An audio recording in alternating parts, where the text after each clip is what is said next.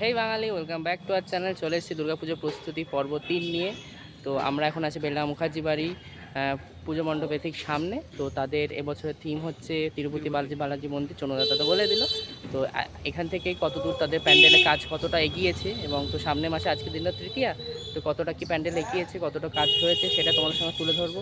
তো চলো ভিডিও শুরু করা যাক, এবং ভিডিওতে তোমরা নতুন হলে অবশ্যই চ্যানেলটি সাবস্ক্রাইব করে দিও। এবং ভিডিওতে আমি নীলু দাদা, আমাদের সঙ্গে চন্দ্রদাতা একটু হেসে দিল, সাবস্ক্রাইব করে দিতে বললো। তো চলো ভিডিও শুরু করা যাক। তো তোমরা এখন দেখছো বেলডাঙ্গা মুখার্জি বাড়ির পুজো প্রস্তুতি। তো এই যে তাদের এখন প্যান্ডেলের কাজ শুরু হয়েছে, বাঁশের কাজ চলছে, এবং তাদের এবছরের থিম হচ্ছে তিরুপতি বালাজি মন্দির। তো চলো ভিডিওটা এখান থেকে শুরু।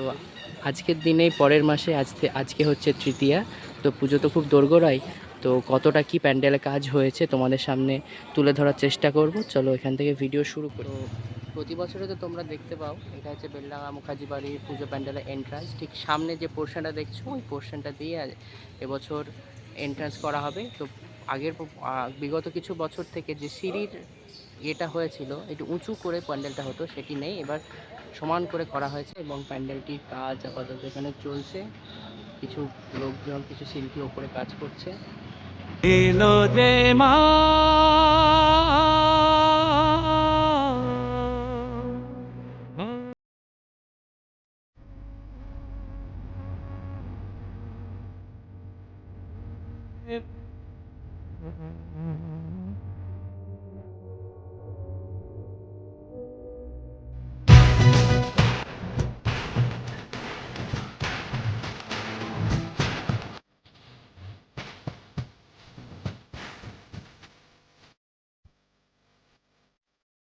তো এই সামনে যে জায়গাটা দেখছো, ওখানে আমাদের প্রতিমাটি থাকবে। এবং আগের তুলনায় এবছরে প্যান্ডেলের ভিতরে ইন্টেরিয়ারটি আরও অনেক বড় হয়েছে, এবং বাঁশের কাজ শুরু হয়েছে, এবং আমাদের শিল্পীরা আরও কাজ শুরু করেছে।